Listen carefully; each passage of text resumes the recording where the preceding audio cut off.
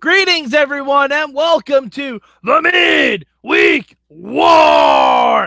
It is me, Mad Mike, rolling solo this week to talk about Lucha Underground, and my, oh my, what an episode we had this week. The third episode of the first round of the Cueto Cup, and it is getting real interesting, you guys. Mi palabra para this week is, I don't know. It's tough, but I'm going to go with carrot. Carrot is my word for this week. Paul London, he threatened Kobra Moon with a carrot by holding it up to her head. And I couldn't help but think of the old cartoon Bucky O'Hare. Or maybe Bugs Bunny. Bugs Bunny probably did that at one point too. It was amazing. I mean, yeah. And then he won via countout, which is fantastic. The Rabbit Tribe finally got one over.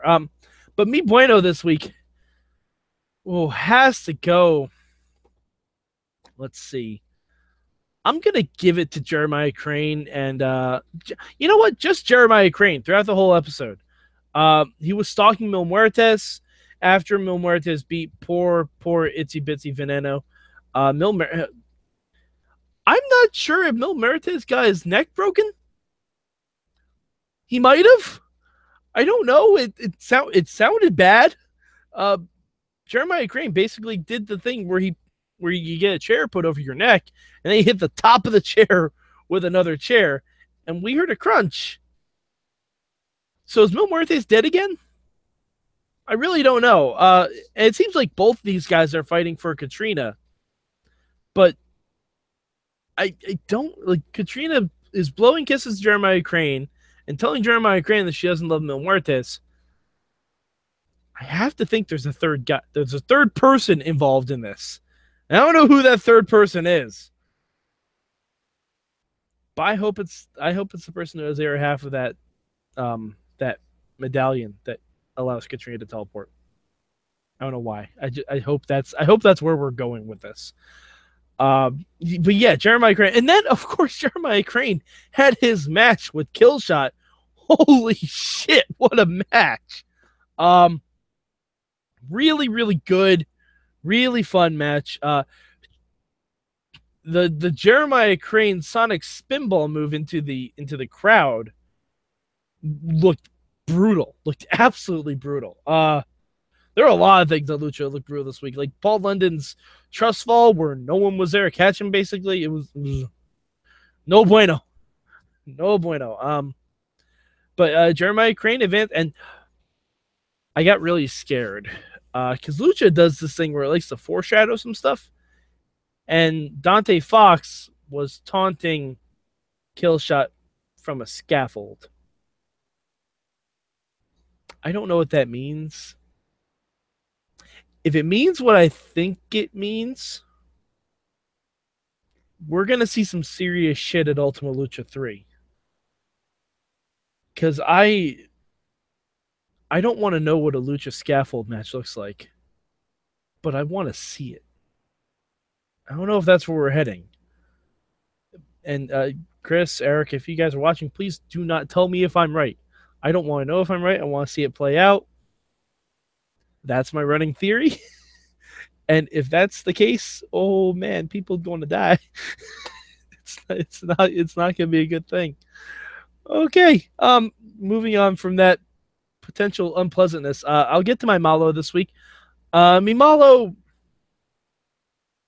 it's not really a Malo per se, but the package for building up Ray versus Mundo. I liked it. I liked the package a lot. This is not a Malo due to the quality of the package. I thought it was great.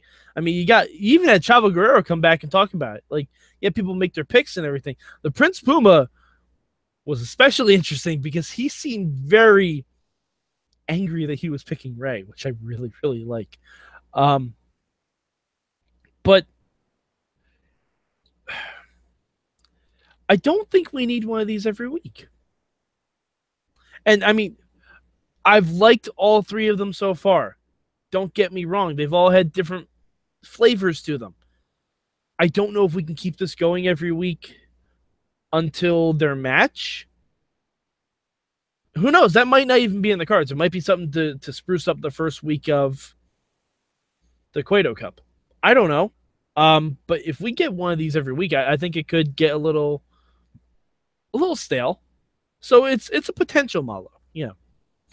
Like I said, there's nothing really ever too egregiously bad on Lucha Underground. But let's see, Mikambio this week. I don't know if I changed too much about this week. I love that Taya was able to beat Joey Ryan. I thought that was great. And she did it on her own too, which for the Worldwide Underground, for someone to win a match by themselves, that's great in and of itself. I think my change would be I would have had Veneno get a little bit more, or maybe have Sexy Star come out and attack him after the match again. Like, because we still don't know the Sexy Star spider thing. Like, that hasn't resurfaced yet, and I'm hoping it does soon. But yeah, I think maybe something like that. Just have a little bit more for Veneno, because poor Veneno. But let's talk about the rest of Lucha, because we know Mainstream Matt and I talked about it on our bracketology special about who question mark is.